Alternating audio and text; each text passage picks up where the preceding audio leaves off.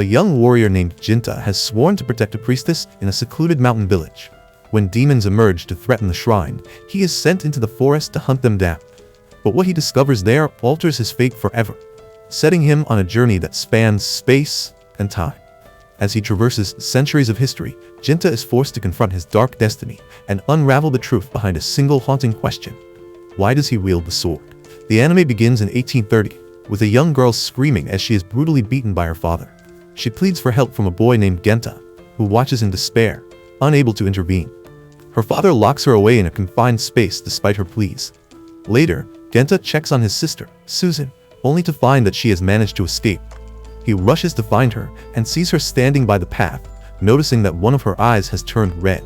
He apologizes for not being able to help, but Susan reassures him, knowing that stepping in would have put him in danger. She asks him to leave her alone, but Genta refuses, insisting that they will escape together. Touched by his determination, Susan agrees, and they flee into the cold forest. As they struggle through the harsh conditions, a stranger approaches and offers his help. At that moment, Genta faints from exhaustion. When he regains consciousness, he finds himself being carried by the stranger, with Susan by his side. They arrive at a village known for its skilled blacksmiths. Susan feels uneasy, commenting on how strange the village seems. The stranger takes them to his home, where his daughter, Shirai, greets them warmly. Seeing the familial bond between the two, Genta and Susan feel a pang of sadness, having never experienced such warmth themselves. The man informs his daughter that the two children have no support and that he will make them part of their family. Overjoyed, Shirai introduces herself and asks for their names. When Genta calls her Shirai-chan, she quickly corrects him, saying that since they are now family, there's no need for such formality. Genta is stunned by how quickly things have changed. That night, Genta wakes up to find the man cleaning his sword. Curious, he asks if he is a samurai, but the man clarifies that he is a guard who protects important people. Genta is fascinated by his sword. The next morning, Shirai takes Genta and Susan to a nearby pool. Along the way, Shirai is scolded by her friend Shitsu for eating too much dango and not enough vegetables. Shirai defends her love for dango, saying her mother makes the best ones. Later, as they return home, Genta asks Shirai about her mother, and Shirai explains that her mother, Yukas, granted them permission to stay in the city. She reveals that her mother belonged to the Itsu, a group known for their fire-based abilities, and that she is the only one who inherited this power. Her father serves as her guardian. However, she sadly admits that she has not seen her mother in many years. 3 years pass, and Genta begins training in sword fighting under Shirai's father, though he struggles to make progress. Shirai's father reassures him that he is improving and that his true strength will emerge in time. Before leaving for work, he reminds Shirai to take care of the sword, and they exchange their goodbyes. Shirai checks on Genta, playfully reminding him that as his big sister, she must encourage him. Genta insists that he is older than her, but Shirai jokingly counters that she is more organized, which makes her the older sibling. Susan joins them, and they share a light-hearted moment before heading off for breakfast. As time passes, Genta grows into a formidable warrior and protector of the village, stepping into this role after Shirai's father, Maharao, sacrifices himself to protect the city. During a meeting at the shrine, the priestess praises Genta's ability to fend off demons. When asked about the current threat, Genta reveals that a demon, disguised as a human, tried to infiltrate the village. The head guard explains that demons can live for thousands of years, but if they consume the liver of the priestess, they gain immortality.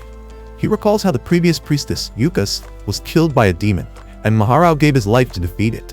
The discussion turns to the legendary sword Urai, a sacred blade passed down through generations, which demons desperately seek to claim its immense magical power.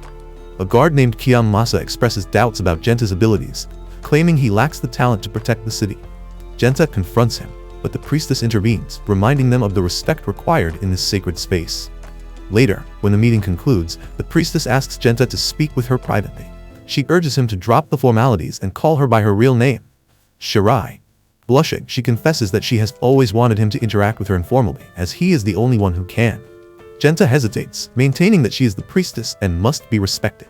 However, Shirai insists, and Genta finally calls her by her real name, which flusters her. She expresses her guilt for relying on him so much, but Genta reassures her, promising to always protect her. Meanwhile, Susan sneaks into the shrine to see Genta, despite the risk of execution if caught. She explains that she missed him as he had not returned home in 3 days due to his battles with demons. Genta warns her of the danger and tells her to leave immediately. Before she goes, he hears approaching footsteps and quickly hides her. The head guard arrives, requesting a private audience with Shirai. She complies, and before Genta leaves the room, she entrusts him with the city's safety, hoping he will always remain her protector. Reflecting on the past, Genta remembers when Shirai's mother died and how she was chosen as the new princess in her place. She had expressed her desire to keep the city strong, just as her mother had, and Genta had sworn to protect her, training tirelessly to fulfill that vow. He returns to the present, reaffirming his commitment to his duty. Elsewhere, two demons discuss their plans. One of them, a female demon, observes Susan and notes her resemblance to someone she once knew. Back at Genta's house, he wakes up and prepares for the day. Susan playfully adjusts his mask to cover his eyes. Shirai arrives, surprising Genta. She asks him to spend the day with her, and although he hesitates, she insists that she got permission from the leader. The three of them share a nostalgic breakfast, reminding them of their happier days together. As Genta and Shirai venture into the village, no one recognizes her as the princess, surprising them both. They stop by a shop run by Chito's mother, who fails to recognize Shirai, but remembers Genta's childhood visits for sweets. Genta enjoys the nostalgic treat while explaining to Shirai that the woman hasn't seen her in years. Shirai reflects on how things have changed and remarks that nothing lasts forever, quoting one of her father's favorite sayings. At their secret meeting place, Shirai thanks Genta for accompanying her, revealing that she has something important to tell him. She announces that she has been arranged to marry Kiyasa, a fellow guard, in order to secure the city's future. Though she confesses that she loves Genta, she acknowledges that she must now live as a princess. She once dreamed of running away with him, but she knows he would never agree to abandon his duty. Genta confirms this, saying that he trained to protect the city and cannot turn his back on that. They realize that their responsibilities have shaped their choices, even if it means sacrificing their personal happiness.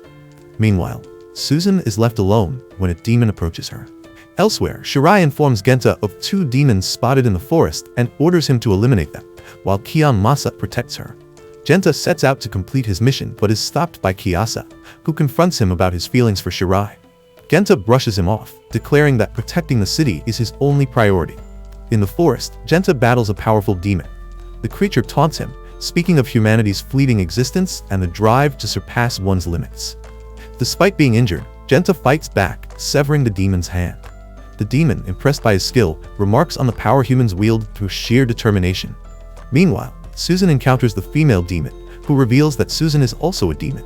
She tries to persuade Susan to embrace her true nature, insisting that her love for Genta is what keeps her human. The demon asks if she would use her powers to help him, promising that demons never lie. She extends her hand, but Susan refuses, trembling in fear. The demonist warns Susan that even if she couldn't harm her, she might expose her brother to danger. Then, she asked if Susan would still hold her opinion after seeing the future. She revealed a vision of Shirai's wedding to Kiyomasa, then told Susan she possessed the power of foresight and could share glimpses of the future. Susan, unwilling to hear the truth, summoned the demonist outside and demanded to know if Shirai had really done such a thing. The demonist confirmed it, but Susan called her a liar. The demonist insisted she would show her the truth, extending her hands once more and telling Susan that all of this was for her brother. Susan hesitated before finally reaching out to the demonist. Meanwhile, Genta continued his battle with the demon. He was forced into the water, but the demon attacked from behind. Genta asked why it wanted to harm humans, and the demon replied that it was simply in its nature. It explained that it had a specific purpose and was fulfilling it, unlike other demons that attempted to resist their instincts. Genta declared that he would show no mercy. The demon revealed its absorptive powers, stating that it consumed other demons to grow stronger, altering its very structure. As Genta attacked, his sword shattered, and his arm was severed due to the demon's immense strength. However, in a desperate move, he grasped the broken blade and plunged it into the demon's body, ultimately killing it. Before dying, the demon revealed that another demon possessed the power of foresight and had foreseen the rise of a greater demon 170 years into the future, one that would rule over the demon children in the city. It explained that this was why they had come to this village in the first place. Stunned, Genta wondered if there was already a demon living among them. As the dying demon grabbed him, it asked whether, if he discovered those he sought to protect weren't truly worthy, he would still wield his sword for them. Elsewhere, Princess Shirai was confronted by Kiyasa, who tried to approach her, but she pushed him away. She insisted that the demons had to be killed by Genta first. Kiyasa, however, argued that now was the right time for them to be married. If they didn't do it now, they would have to do so in front of Genta. He stepped away, leaving the decision to her. Overwhelmed, the princess began to cry and admitted she had been wrong. She agreed to marry him for the sake of the city. Just as she approached Kiasa, the demonist arrived with Suzun. Suzun, witnessing the scene, demanded to know why the princess was doing this. Jinta regained consciousness, shocked to find his severed arm restored. He rushed back to the city, only to find it completely engulfed in flames. At the princess's house, Suzun confronted Shirai, accusing her of betraying Jinta. She had worked hard to bring them together because she wanted Jinta to be happy, but now Shirai was doing this? The princess tried to defend herself, saying she appreciated Suzun's efforts, but she had a duty as the princess to protect the city, even if it meant letting go of her love. Suzun was furious and removed her blindfold, laughing bitterly. The demonist reinforced Suzun's anger, reminding her that while Jinta risked his life in the woods, the princess was in another man's arms, betraying him. Enraged, Suzun declared that it would be better if Shirai were dead. In that moment, Suzun transformed into a demonist, her body surrounded by dark smoke. She declared that the princess had to die. Kiasa tried to intervene, but the demonist struck him down. The sword moved towards Suzun, and the demonist pushed Kiasa aside, insisting they resolve their problems themselves. Suzun grabbed the sword, but just then, Jinta arrived. Shirai ran toward him, embracing him, but her head was severed while in his arms. Stunned, Jinta recalled their past together, only to realize that Suzun had killed Shirai. He turned to Suzun, demanding an explanation. Suzun, smiling, told him she did it for his happiness, so he wouldn't have to endure Shirai marrying another man. Jinta, overwhelmed, begged her to stop speaking. Suzun insisted that Shirai had deceived him, and that she had done something wonderful by removing her. She urged Jinta to go home, as she was tired. Jinta was filled with rage. He accused Suzun of betraying the people who raised them, killing Shirai, and setting fire to the entire city, only to act as if nothing had happened. Suzun dismissed his anger, asking if it was really a problem. Jinta, realizing that the sister he once knew was gone, attacked her. She dodged his strikes, shocked that he would try to kill her. Then, to her horror, Jinta transformed into a demon himself, gaining the power of the one he had just slain. Suzun, recognizing his newfound strength, tried to defend herself, but Jinta coldly told her to be silent. Desperate, Suzun accused him of abandoning her like everyone else. She had believed that of all people, Jinta would stand by her side. If he didn't appreciate her, she declared she would live in hell. With a sudden burst of speed, she attacked him, saying that he had to die.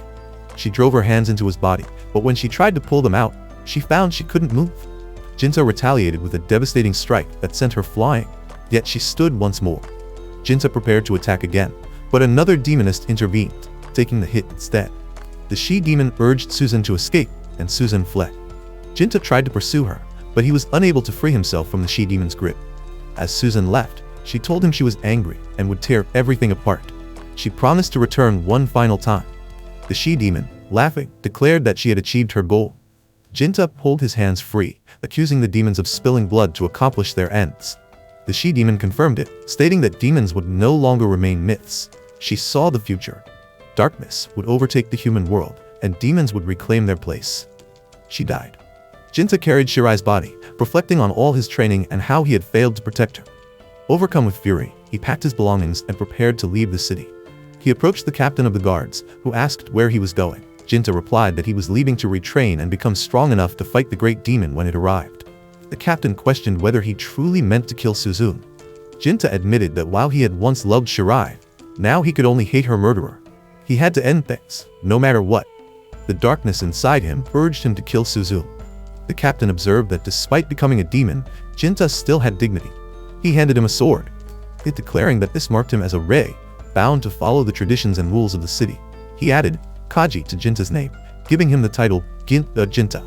Jinta hesitated, saying he wasn't worthy of the sword. The captain disagreed, stating that the last member of the Atu-Kaman family was gone, and leaving the blade to gather dust would be meaningless. It belonged in Jinta's hands. He also believed that Shirai would find peace in death if the sword remained with him. The captain then apologized, acknowledging that he had known about Jinta and Shirai's love story. He had only encouraged Kiyomasa to marry Shirai for the city's benefit, but in truth, he only wanted his son's happiness. The weight of that tragedy burdened him. As Jinta departed, Sho's mother approached him, tears streaming down her face. She asked if he was truly leaving, promising that she would always remember him. Our new Vanam begins with Haruto, who became shut in for 5 years after being bullied at school. Then suddenly, a flash of light occurs and a goddess welcomes him to heaven. She carefully chooses Haruto to be reincarnated since he died in his room. The goddess is about to reincarnate him into a magical world, so she blesses him with a set of overpowered skills. Thinking back on his boring life, Haruto wants to enjoy this new one, and thus he is reincarnated into a royal family as the first prince named Rihard. His father is King Jilk, and his mother is a hero named Gald, who defeated the Demon King. However, when the court mage performs a magic aptitude test, they see that Haruto is only at level 2 with just barrier magic and no elemental magic. This would be considered a disgrace to the king and the hero if the public found out that their newborn is weak. So his own father and mother order their servant to silently dispose of Haruto, considering him trash. The goddess observes the situation and becomes worried. She tells her friend that she granted Haruto a level of 1002, but this world's level measuring device won't go above 2 digits. Moreover, she forgot to give him an elemental power. As a result, Haruto is thrown away into the woods. This goddess is a bit of a knucklehead. Anyway, in the woods, Haruto recalls the barrier magic that the mage mentioned, so he imagines it and the barrier appears. He can also freely change its format at will, so he uses the barrier on himself to fly up into the sky. Haruto is pleased with his powers because they don't even burn a little bit of his mana. Then Haruto lifts the whole area out from the ground and the wolf realizes she's totally screwed. She surrenders to him, but Haruto thinks his ears are ringing. Haruto still proceeds, and then the lady wolf speaks, surrendering a second time. Haruto realizes it was for speaking. Haruto introduces himself and explains to her that his father, the king, threw him away for having weak mana. But the wolf lady named Flaw can see that Haruto has an enormous amount of mana that easily surpasses human limits. Seeing this, Flaw mistakes Haruto for being a demon king, and Haruto goes along with her imagination, saying that he was a demon king in his previous life. Flaw then waits for her punishment of death for trying to kill Haruto, but Haruto shows generosity and spares her life. Haruto uses his barrier to create a telepathic link between them to transfer their thoughts. Then, a man arrives claiming to be Haruto's relative. He came to save him and take him in, but Fla claims that Haruto is her master, so he belongs to her. His name is Gold, and he offers some milk for Haruto, but Fla refuses. Gold tells her that he lost his first child during childbirth, and Haruto was abandoned because he was weak. He wanted to save him because it doesn't matter to him if he's weak. He believes every child should have a chance to live. Hearing his backstory, Fla bursts into tears out of sympathy. Seeing her reaction, Gold offers to take her in as well. They come to a deal, and Fla agrees to his offer. Gold then breaks Haruto's basket to fool everyone into thinking Haruto died. With that, Haruto is adopted by Gold and his wife Natalia. 9 years go by, and in that time, Haruto gets a little sister named Charlotte. However, it's clear she doesn't like him. Instead, she loves Fla and wants to play with her. But Fla disagrees as she needs to help Haruto. Haruto asks Fla to go with Charlotte, and she agrees. Natalia tells Haruto that Charlotte is perhaps shy around him because he's a boy but is carefree when she's with Fla. Natalia wants Haruto to be social since he's the heir of their family and suggests he do something special for Charlotte to bond with her. However, Haruto is planning to leave home once he comes of age. He even made a clone with a barrier, but doesn't move or talk. If he were to go off on his own, naturally Fla would follow him, and if that happens, Charlotte would hate him for her entire life. Then Gold calls Haruto out to the yard because he wants to train him in swordsmanship since Haruto has the lowest amount of mana. Haruto knows he won't get away from it. Also, Gold is a seasoned warrior at the top-notch level, nicknamed Earth-Shattering Warhammer, so Haruto uses a barrier on himself to make up for his lack of physical strength. When Haruto tries to strike, Gold sees the powerful attack and dodges it in time because it's powerful enough to put a dent in the ground. Gold is surprised to his core. However, Haruto still thinks that he's at level 2 because when he tested himself, his level showed as 002. But even with that level, he can do anything he wants with his barrier magic, even if he lacks elemental power. Later that night, Natalia notices that Gold is lost in thought. Gold tells Natalia that he trained Haruto today, but after seeing his powers, he thinks Haruto might be a reincarnation of a demon. There are records that one of the royal family members got involved with a demon, so it could be possible that Haruto has demon traits in him. Since the demon wolf, Fla, considers him her master, it could be possible. However, both Gold and Natalia don't care and want Haruto to live a normal and happy life. While everything seemed to be going fine, one day Haruto heard a commotion outside. He saw through his surveillance barrier that his father's army had been seriously wounded by attackers. Haruto rushed to his father, and Gold told him it was the work of thieves who had attacked them out of the blue.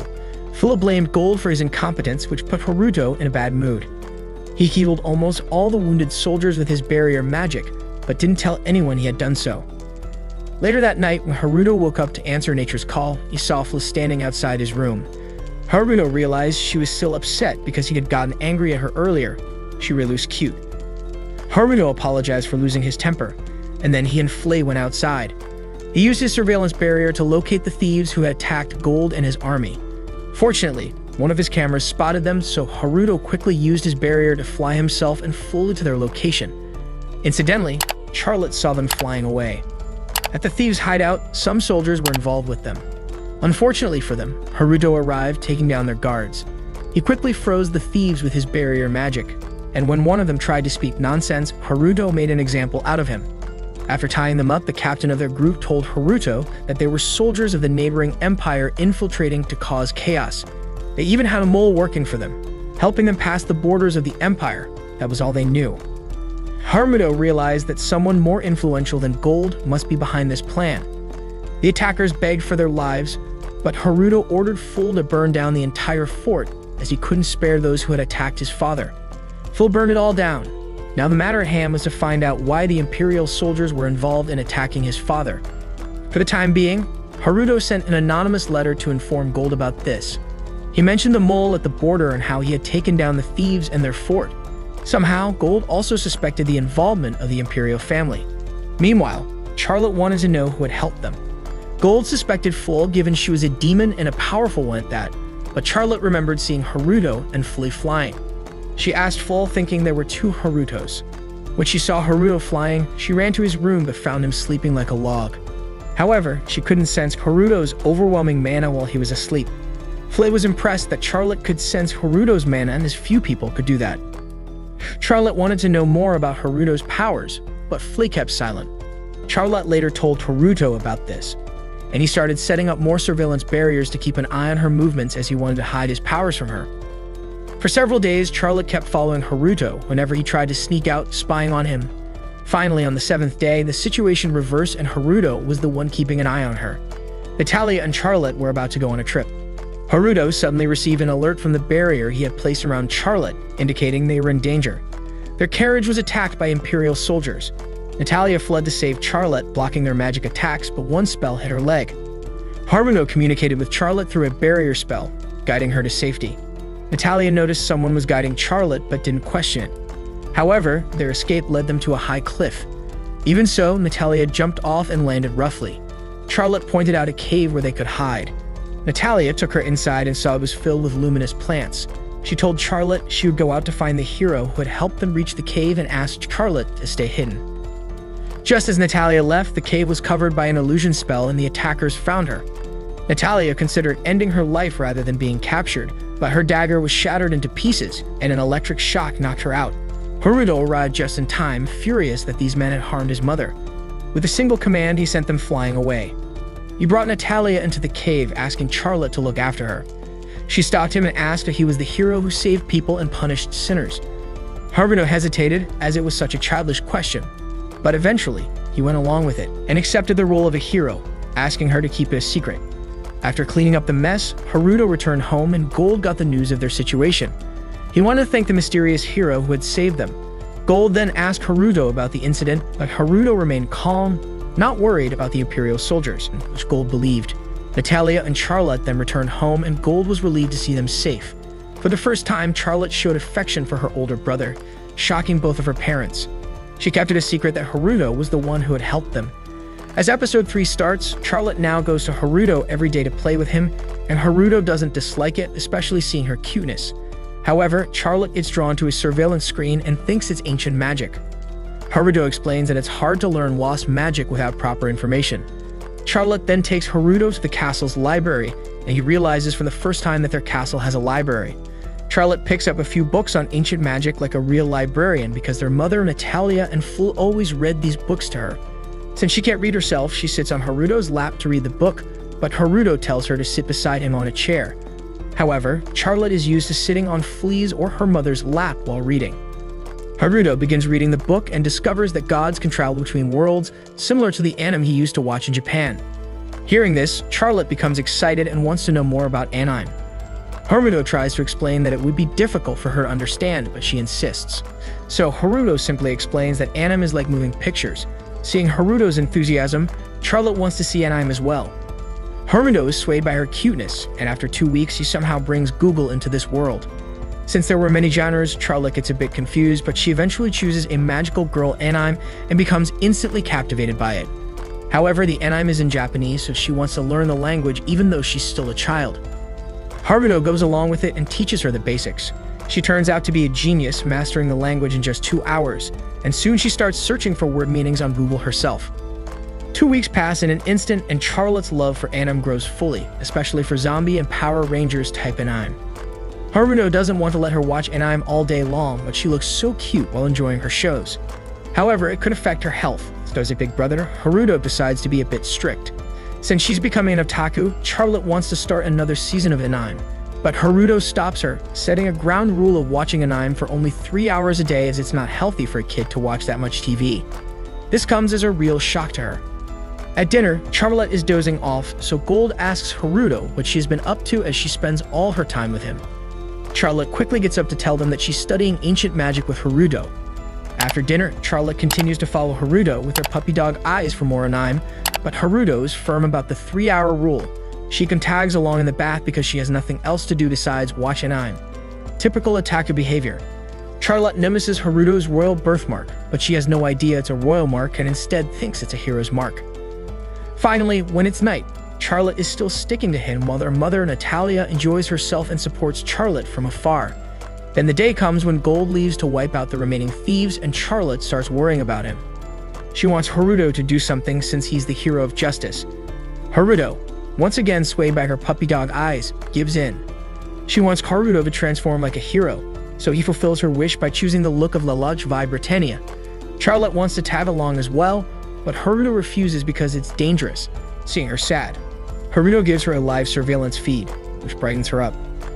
Haruto then finds those thieves and traps them with his barrier. It's way too easy. He confronts them to give Charlotte a live Anaheim experience. After defeating them, Gold arrives and isn't hostile toward Haruto, asking for his name. Haruto, unable to come up with anything, names himself Still Pending. Honestly, it's the crappiest name, and even Haruto knows it. Gold wants to know his motive, so Haruto has to go along with cheesy hero dialogue to make her happy. This cheesy hero, Still Pending, becomes an embarrassing reality with many heroic deeds. After a few days, Haruto successfully creates a working clone of himself, but it becomes a carbon copy. Charlotte, who is right there, becomes confused seeing 2 brothers. Then Haruto and Charlotte are called out because the crown prince and princess are visiting them. Haruto knows they are his blood siblings, but when Gold greets Princess Moran first, Prince Lise thinks Gold disrespected him for being second. Lise is a cocky brat, but Gold apologizes. Moran tells him to mind his manners, but the brat starts insulting his own older sister because he sees Moran as a tool for political relationships. Haruto can't believe what his royal mother and father have been teaching him. Prince Lise continues his tirade and looks down on Haruto because he's Gold's adopted son and a weak level 2. He gets cocky and challenges Haruto to a duel in the yard to teach him a lesson. Haruto notices that Lise is at level 9 and could max out at 40. Lise takes the first swing, but Haruto dodges it quickly. Lise then orders Haruto not to dodge because he wants to teach him manners, so Haruto complies. But no matter how much Lise attacks, Haruto's barrier protects him. Lise becomes frustrated and demands Haruto fight back. This is what Haruto wanted to hear. He gets back in the game and beats up Lise hardcore. Moran intervenes, telling Lise to stop because he's making a fool of himself. His ego hurt, Lise uses a fireball to harm Haruto, but Haruto cancels his spell.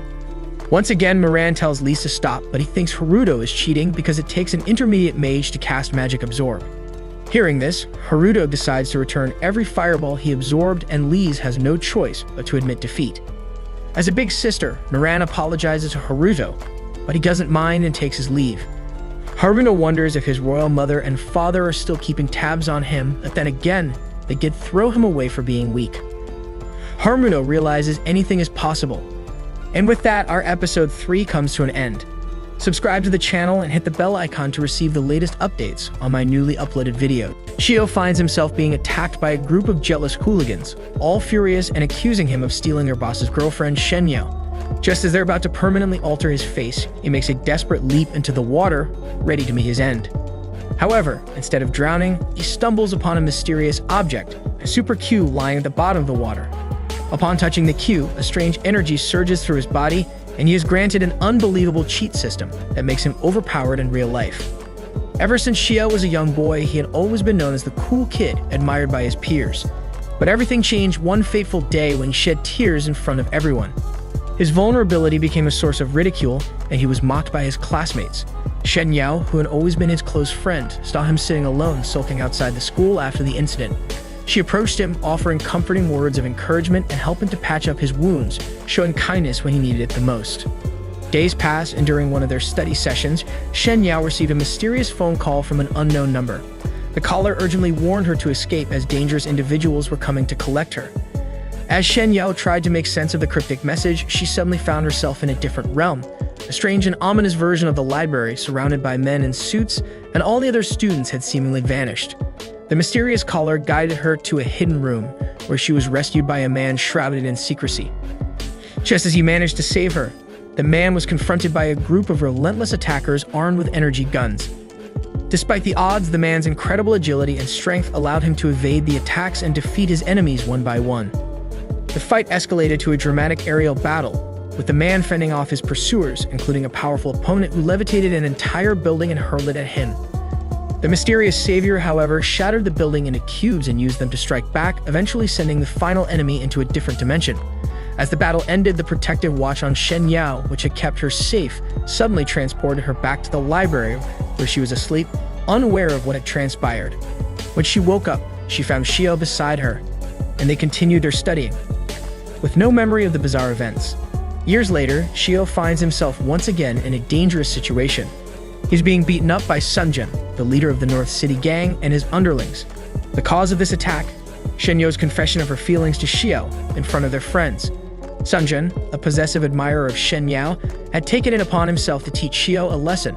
As the hooligans beat Xiao near a water bridge, Sun Jun FaceTimes Shen Yao, using Xiao's phone to show her the consequences of being involved with someone else.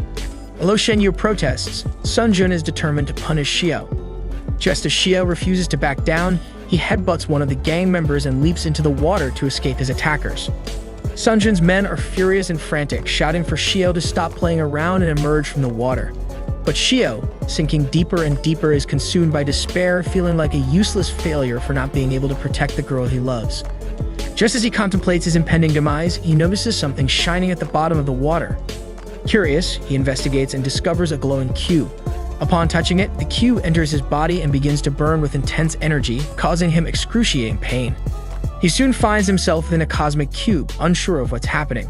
A voice from within the cube informs him that he now possesses the ability to teleport within a 15-meter radius of the cube's location. Before Xiao can fully comprehend the situation, he is teleported into the air above the water, panicking and thinking he's about to fall to his death. Instead, he discovers that he's floating, unable to make sense of the strange turn of events.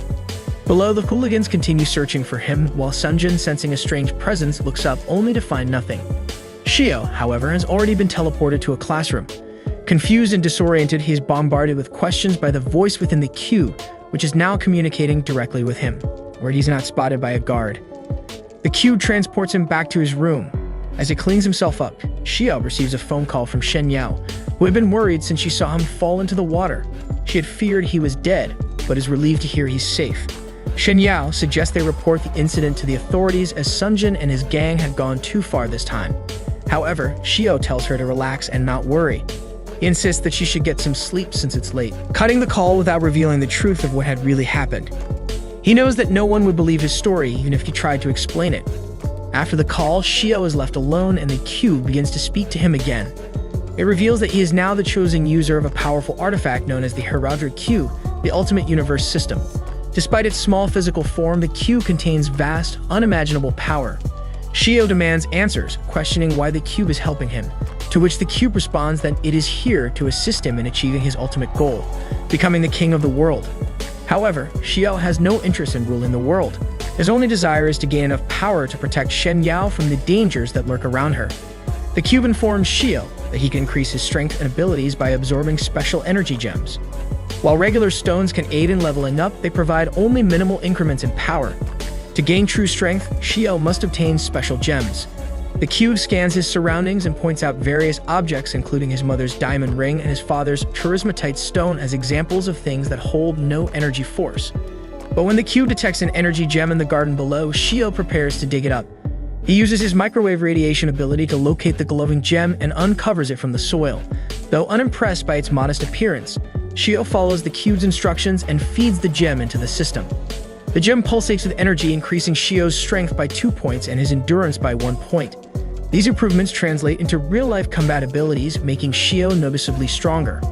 The next morning, Shio wakes up feeling exhausted from the previous night's activities. He rushes to school, only to be scolded by Shen Yao for hanging up on her during their phone call. As they enter class, their friends tease Shen Yao about confessing her feelings for Shio. However, the laughter is cut short when Sunjin and his gang storm the classroom, searching for the so-called Rizzler. The gang's thugs start roughing up one of the students, demanding to know Shio's whereabouts. Shio hides behind a book in the classroom, trying to stay out of sight from Sunjin and his gang. However, Sunjin seems to have spotted him, and with an unsettling smirk, he starts walking toward him. Shio, now anxious about the impending confrontation, asks the cube if the power-up he received yesterday is enough to handle the gang. The cube responds, informing him that his combat power level is 22, whereas the average combat level of the gang is only 5, which puts him at a significant advantage. As Sunjin approaches, Shen Yao stands up and tells him to leave them alone, her voice firm and determined. Sunjin, ever deluded by his own sense of superiority, responds by mocking Shio, accusing him of using Shen Yao as a shield and acting like a coward. Shen Yao, however, won't back down. She insists that Shio is a real man and demands Sunjin leave immediately. Shio, encouraged by her support, rises to his feet and tells her to leave everything to him. Sunjin, visibly irritated by Shio's boldness, grabs Shio by the shirt, attempting to intimidate him. But Shio stands his ground, refusing to show fear. He tightens his grip on Sunjin's hand, surprising the gang leader with his newfound strength. Sunjin can hardly believe how much stronger Shio has become in such a short time. Just as things start to escalate, the teacher walks into the classroom, putting an end to the confrontation. But before leaving, Sunjin leans in close and whispers to Shio that he should meet him at the basketball court at 5:00 p.m. If Shio doesn't want Shen Yao to be dragged into this mess, he better show up. Later that afternoon, Shio enters the indoor basketball court to find Sunjin and his 13 gang members waiting for him. Sunjin orders his men to close the doors, ensuring that Shio won't escape this time. Shio assesses the situation, and the Q immediately provides him with a probability check. It informs him that he has only a 20% chance of winning if they all attack him together. Despite the odds, Shio remains resolute, determined to stand his ground. Sunjin confronts Shio, demanding that he promise to stop seeing Shen Yao. He also wants Shio to kneel and apologize for his actions. In response, Shio mocks Sunjin, calling him out for not being a good role model to his underlings. He questions why Sunjin won't fight him one-on-one, accusing him of being too afraid to face him directly. Shio pushes Sunjin's buttons further by revealing that he went easy on him earlier that morning in front of the class. This sends Sunjin into a fury, but before he can lash out, one of the gang members steps forward. This new opponent, a burly, bald man, offers to fight Shio instead, claiming that Shio isn't worth Sunjin's time. The bald man is revealed to be the strongest fighter in the gang. The Q, however, reassures Shio that he has nothing to fear, as the bald man's combat level is only 10, far below Shio's current abilities. The bald man begins the fight by throwing a basketball at Shio, but he easily dodges it. The gang member follows up with a barrage of punches, but Shio evades each one with swift movements. Meanwhile, Shen Yao grows increasingly concerned as she tries calling Shio, but he doesn't answer. Worried, she contacts the school authorities to alert them of the situation. Back at the court, the fight between Shio and the bald man continues, but it's clear that the bald man is growing frustrated. He's unable to land a single hit on Shio, and his energy is quickly depleting. In a fit of rage, the bald man charges at Shio, but Shio effortlessly catches his foot, landing a solid punch to the man's face. With a single move, Shio throws the bald man aside like he's nothing, knocking him out cold. The gang stands in shock, unable to comprehend how their strongest fighter was so easily defeated. Panic spreads among them as they realize Shio's true strength. Undeterred, Shio calls out to the gang, daring anyone else to come forward and face him. Sunjin, however, laughs mockingly. He's no longer concerned with one-on-one fights. His plan is to have all of his men attack Shio at once. The cube analyzes the situation again and informs Shio that his chances of winning have now increased to 30%, following the defeat of the bald man. The gang begins to chant, preparing to overwhelm Shio with their numbers. But Shio was undeterred. With the help of the system, he is able to keep up with their moves, dodging and countering their attacks. He takes down 2 more of the gang members in quick succession. The gang, seeing their numbers starting to dwindle, resorts to dirty tactics. One of them tries to sneak up on Xiao, but Xiao, quick to adapt, kicks him in the groin, sending the man flying into the air. Sunjin, now growing desperate, urges his remaining men to attack with everything they've got. Xiao, however, uses the entire court to his advantage, maneuvering around the gang and getting the upper hand. Despite their overwhelming numbers, the gang manages to land a few hits on him. Xiao, now visibly annoyed by their cowardly tactics, decides to take matters into his own hands. With an impressive display of strength, he grabs one of the gang members by the legs, spins him around like a ragdoll, and throws him directly into Sunjin's face. As Sunjin staggers, recovering from the blow, he looks around and realizes with dread that Xiao has already defeated every last one of his men. Fear fills his eyes as he realizes that he has messed with the wrong person. Xiao, with a cold and confident stride, begins walking toward him, the tension in the air palpable. Sunjin's bravado fades, replaced by sheer terror as he understands that Xiao is no longer someone he can intimidate or control. The system alerts Xiao that he is completely exhausted and can no longer continue fighting. Sunjin, unaware of Xiao's condition, begins to scream in terror, tears and snot streaming down his face as he begs Xiao not to approach him. Just as Xiao prepares to deal with him, the lights in the gym suddenly flicker on and a rival gang from the South City enters. The new gang members start mocking Sunjin and his North City crew for being weak and losing to a single rookie. The leader of the South City gang, named Juan, steps forward and orders Sunjin to relinquish his position as the boss of the city, claiming that Sunjin is too weak to hold that role. Xiao, tired of the endless chatter, just wants to give Sunjin a final warning, telling him to never interfere with Shen Yao again. But Juan takes offense at Xiao's interruption and sees this as the perfect opportunity to show Sunjin how a true leader handles things and how to properly deliver a beatdown. The system, concerned for Xiao's well-being, advises him to flee as he's not in any condition to fight. However, Juan and his gang don't give Xiao a chance to escape. Since the cube is in Xiao's house, not directly with him, he cannot teleport out of the gym's radius. The system then directs him toward the edge of the teleportation zone, guiding him just in time for Xiao to teleport out of the gym, avoiding capture by the South City gang. Now that Xiao knows the boundaries of his teleportation range, he decides to use his abilities strategically.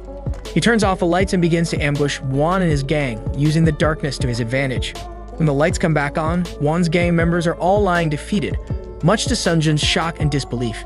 He can't comprehend how Xiao could have taken down so many people so easily, and he wonders if Xiao is even human anymore.